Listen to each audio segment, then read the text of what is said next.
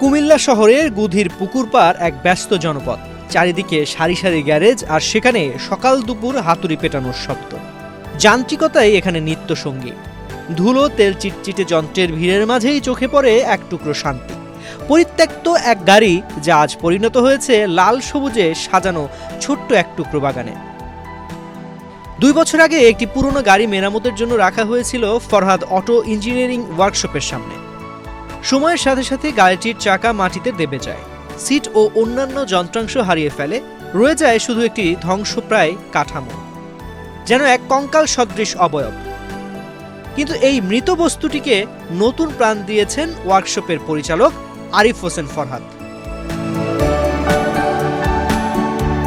Extreme মশার coil plant fibre দিয়ে তৈরি, তাই সহজে ভাঙে না, সুগন্ধিযুক্ত ও নিরবিচ্ছিন্নভাবে জ্বলে। ডেঙ্গু, চিকুনগুনিয়া বাহি সহ যে কোনো মশার বিরুদ্ধে দেয় এক্সট্রিম সুরক্ষা। ফরহাদ বলেন, গাড়িটি পড়েছিল খালি, হঠাৎ করেই মনে হলো এখানে যদি একটি গাছ লাগাই কেমন হয়।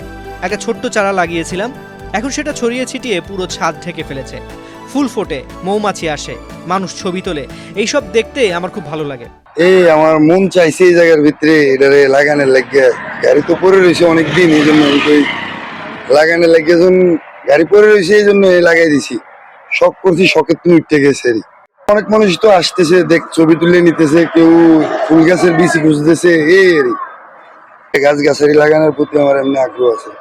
গাছ আছে, কমলা গাছ আছে, মালটা গাছ আছে, এবার বিভিন্ন রকমের ফল গাছ আছে, আম গাছ আছে, জাম গাছ আছে, অনেক গাছ আছে।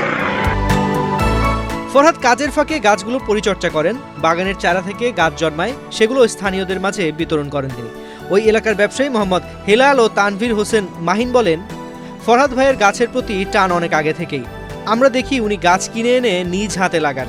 এই গাড়ির বাগানটা খুব সুন্দর হয়েছে। আমরা তাকে উৎসাহ দেই যেন আরো ভালোভাবে এগিয়ে যেতে পারেন। এটা একটা সুন্দর দেখতে ভালো লাগে, প্রাকৃতিক একটা জিনিস, মানুষ এটা দেখে একটা অনুভব করা যায়, মানে প্রাকৃতিক জিনিসটা কতটা সুন্দর হয়। এটা থাকার জন্য আমিও বলছি যাতে এই জিনিসটা থাক, সুন্দর একটা প্রাকৃতিক। কুমিল্লা আদর্শ সদর উপজেলা কৃষি অফিসার মোহাম্মদ নিজাম উদ্দিন বলেন, নগর জীবনে জমির পরিমাণ দিন দিন কমে যাচ্ছে, তাই ভবনের ছাদ, বারান্দা বা এমন পরিত্যক্ত জায়গা ব্যবহার করে গাছ লাগানো খুবই সময়োপযোগী উদ্যোগ। ফরহাদের গাড়ির উপর গাছ লাগানোর এই ছোট্ট প্রয়াস সত্যি অনুকরণীয়। শহরের অনেকেই চাইলে এমনভাবে ফল, ফুল ও সবজি উৎপাদন করতে পারেন। সাধুবাদ জানাই লোকটিকে এই মহৎ উদ্যোগের জন্য। তিনি দেখিয়েছেন আসলে ইচ্ছা থাকলেই ছোট্ট পরিসরে পরিত্যক্ত জায়গাকে সুষ্ঠুভাবে ব্যবহার করে আমরা যেমন সৌন্দর্যবর্ধক একটা ছোঁয়া দিতে পারি, প্রকৃতির ভারসাম্য রক্ষা করতে পারি।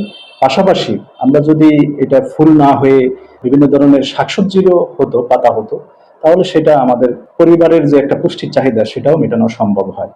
তো আশা করছি ওনার মাধ্যমে যে প্রকৃতি এবং গাছের প্রতি যে ভালোবাসা, এইটা আমরা যার যার অবস্থান থেকে ছোট্ট পরিসরে পরিত্যক্ত জায়গায় সুষ্ঠুভাবে ব্যবহার করে আমরা প্রকৃতির ভারসাম্য রক্ষার পাশাপাশি নিজেদেরও পারিবারিক যে চাহিদাগুলো আছে এটা মেটানো সম্ভব। পরিত্যক্ত এক গাড়ি আজ শুধু একটি ফুলের বাগান নয়, এটি এক সামাজিক বার্তা, যেখানে যন্ত্র থেমে যায় সেখানেও প্রাণ জোগাতে পারে। যেখানে মানুষ প্রকৃতিকে ভালোবাসে সেখানেই ধ্বংসস্তূপে ফুটে ওঠে জীবন।